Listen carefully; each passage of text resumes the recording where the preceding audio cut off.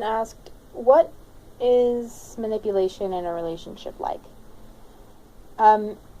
It's important to recognize the difference between the phrase a manipulative person and manipulative behavior, because while there are manipulative people out there, you probably, if you care about somebody, probably don't want to put that kind of label on them. Just like you personally will not desire that, and it'll make it harder for you to identify manipulative behaviors because you'll feel like you have to label the whole person as manipulative rather than some individual behaviors. Behaviors that are manipulative are actually very similar to behaviors that are expressing our innermost self, our inner vulnerabilities and desires and needs. And so it can be very deceiving both to the manipulator and the manipulated because it's very similar. The difference is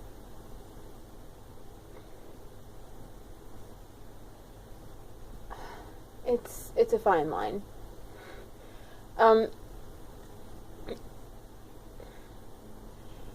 If someone is asking you to do something that you don't feel comfortable with doing, and it's something that is within your right to say no, you should say no.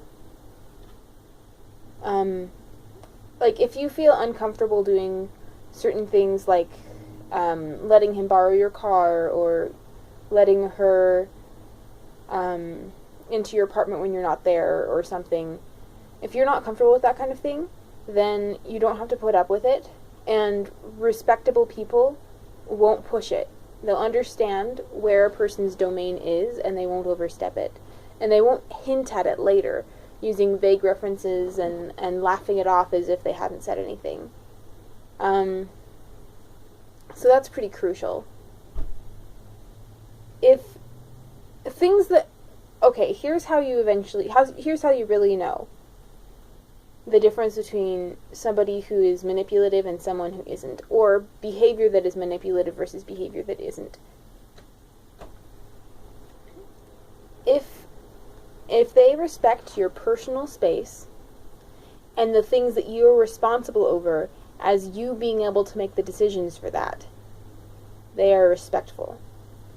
If they believe that they have a right to say things about your personal space and your personal belongings and the things that you're responsible over, even when you don't agree with what they're saying, that's manipulative.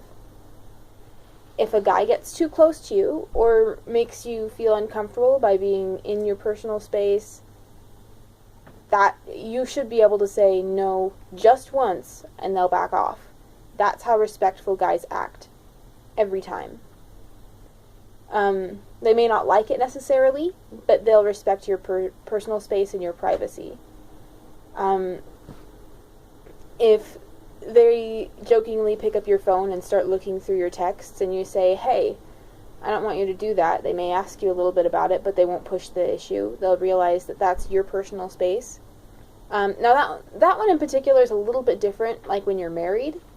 Although they shouldn't feel the need to snoop on your phone, they shouldn't have to feel like they can't look at your phone. What's yours is theirs, what's theirs is yours. But it's totally different when you're in a relationship.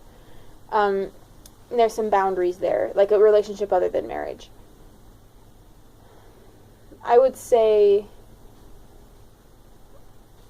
your time, your person, your personal space, your room, your car, your phone, anything that you personally pay for or belongs to you is yours. Your time is valuable, your ideas are valuable, and you don't have to submit the things that are personally yours to anybody else. You'll probably want to, because in a relationship you care about giving of yourself to the other person. And you should be giving of yourself to the other person. However, they should not be demanding it either blatantly or subliminally, making you feel like they need it. They shouldn't be needing it. They should be fine. And if they're not fine, it's not your responsibility to make sure that they're fine. So, there you go. That's how you know about manipulation. Love you guys.